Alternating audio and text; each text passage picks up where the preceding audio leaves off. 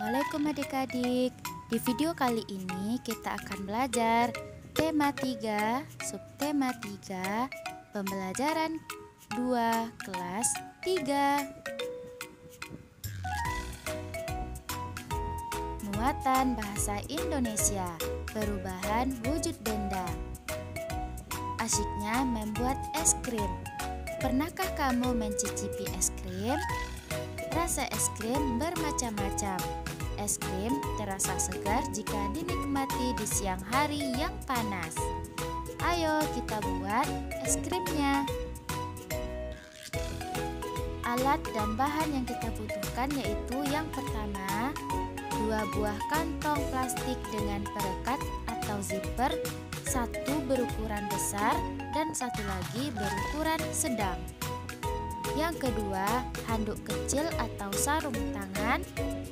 Yang ketiga, 300 ml krim segar atau susu atau santan. Yang keempat, 2 sendok makan gula pasir. Yang kelima, 6 sendok makan garam batu. Yang keenam, 2 mangkuk es batu berbentuk dadu. Cara membuat es krim yaitu yang pertama, campurkan susu atau santan segar dan gula ke dalam kantong plastik yang berukuran sedang. Rekatkan ujung plastik dan pastikan plastik benar-benar rapat. Yang kedua, masukkan potongan es batu dan garam ke dalam kantong plastik besar.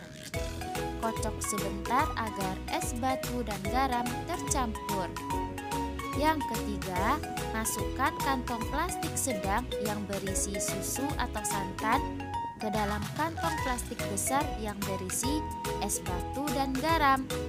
Kemudian, tutup dengan rapat perekatnya pada plastik besar.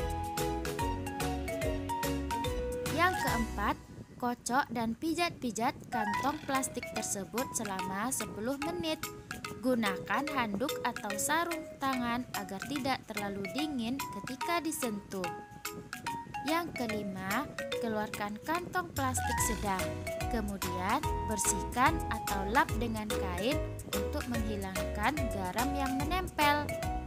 Yang keenam, buka kantong plastik tersebut dan tuang ke dalam gelas atau mangkuk saji. Es krim siap dinikmati.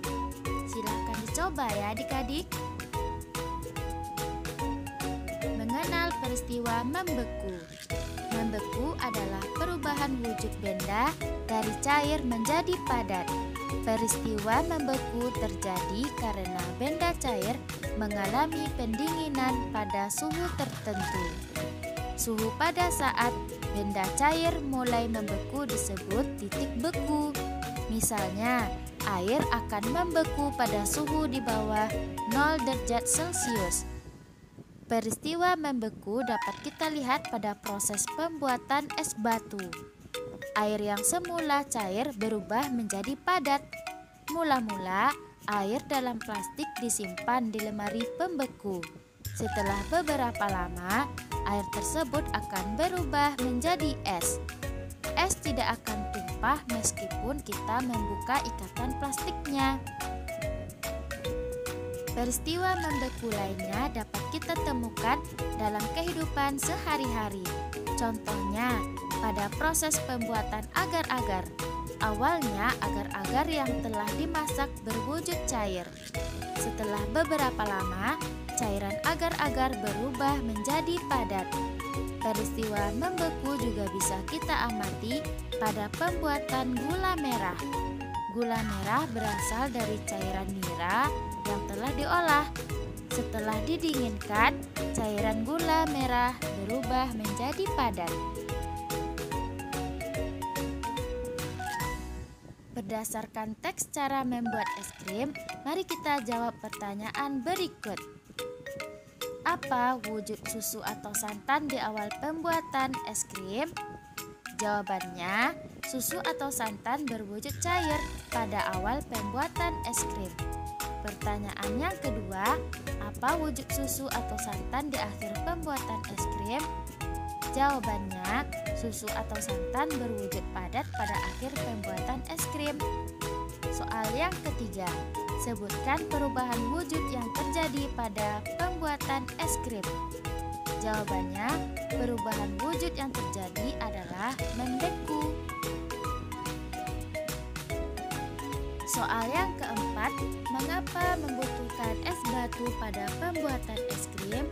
Jawabannya adalah es batu dibutuhkan untuk mendinginkan campuran susu dan gula. Dengan es batu, campuran yang semula cair berubah menjadi padat. Pertanyaan yang kelima, apa fungsi garam untuk pembuatan es krim? Coba jelaskan. Jawabannya, fungsi garam adalah untuk menurunkan suhu es batu. Pertanyaan yang keenam, apakah pembuatan es krimmu berhasil? Ayo adik-adik, apakah pembuatan es krim adik-adik di rumah berhasil? Jika iya, jawablah ya. Pembuatan es krim saya berhasil karena susu dapat berubah menjadi es krim. Pernahkah kamu menyimpan air dalam plastik di lemari pembeku? Apa yang akan terjadi dalam beberapa jam? Tentunya air akan berubah menjadi es, bukan?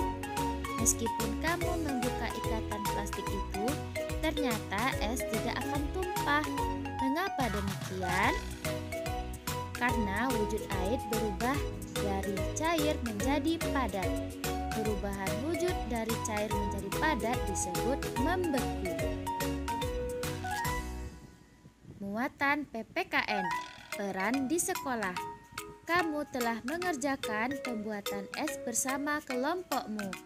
Adakah pembagian tugas di dalam kelompok? Dengan pembagian tugas, pekerjaan mudah dan ringan. Begitu juga di sekolah. Siswa di sekolah ada peran masing-masing. Contohnya di SD Nusantara, tempat Siti dan teman-temannya bersekolah. Ada guru yang mengajar sehari-hari di kelas. Ada pula kepala sekolah yang memimpin sekolah. Contoh peran di sekolah. Peran kepala sekolah, nama Bu Ningrum.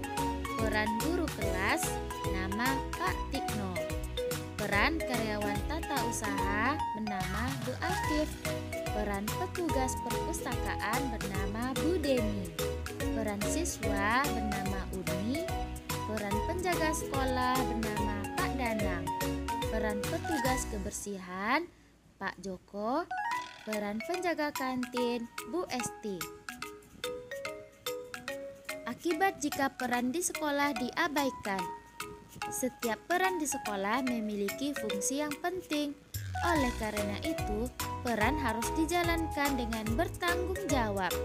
Kita harus saling menghormati peran masing-masing. Ayo kita perhatikan akibat jika peran di sekolah diabaikan berikut. Peran kepala sekolah. Akibat jika peran diabaikan yaitu sekolah tidak akan maju karena tidak ada pemimpin sekolah. Peran yang kedua adalah guru kelas. Akibat jika peran diabaikan, kegiatan belajar tidak bisa berlangsung. Peran karyawan tata usaha.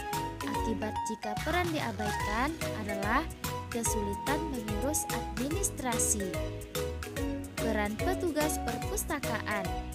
Akibat jika peran diabaikan yaitu kesulitan meminjam buku. Peran siswa. Akibat jika peran diabaikan terjadi keributan di sekolah. Peran penjaga sekolah. Akibat jika peran diabaikan terjadi pencurian di sekolah. Peran petugas kebersihan. Akibat jika peran diabaikan, lingkungan sekolah menjadi kotor. Peran penjaga kantin. Akibat jika peran diabaikan, siswa kesulitan membeli makanan. Muatan PJOK, peran dalam permainan sepak bola. Pembagian peran dapat juga dilakukan saat bermain, seperti bermain sepak bola. Saat bermain sepak bola, ada yang berperan sebagai penjaga gawang, penyerang, dan pemain belakang. Ada juga yang berperan sebagai kapten.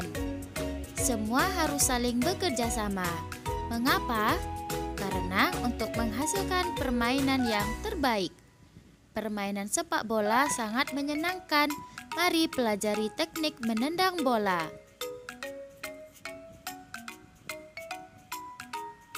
Sebelum bermain, lakukanlah pemanasan dengan membentuk lingkaran.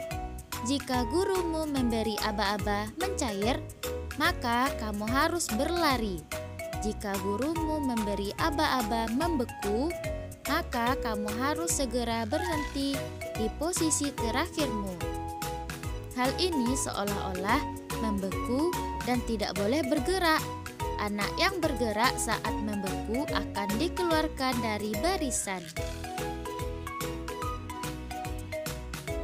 Gerak menendang bola. Kali ini kita akan belajar gerak menendang bola. Gerak menendang bola dapat dilakukan dengan kaki kanan atau kiri. Misalnya, kita gunakan kaki kiri sebagai tumpuan dan kaki kanan untuk menendang. Mula-mula kita berdiri di belakang bola. Kita posisikan kaki kiri menumpu di samping bola.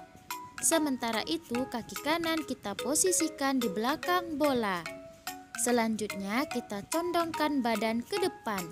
Kita arahkan pandangan mata ke arah bola. Kemudian kita ayunkan kaki dengan cepat dan kuat.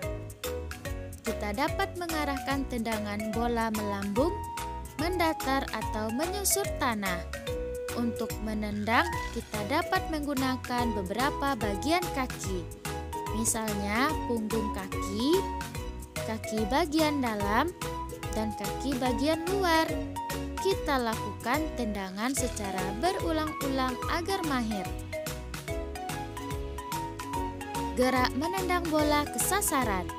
Kita sudah belajar tentang gerak dasar menendang bola. Kali ini kita akan berlatih menendang bola ke sasaran.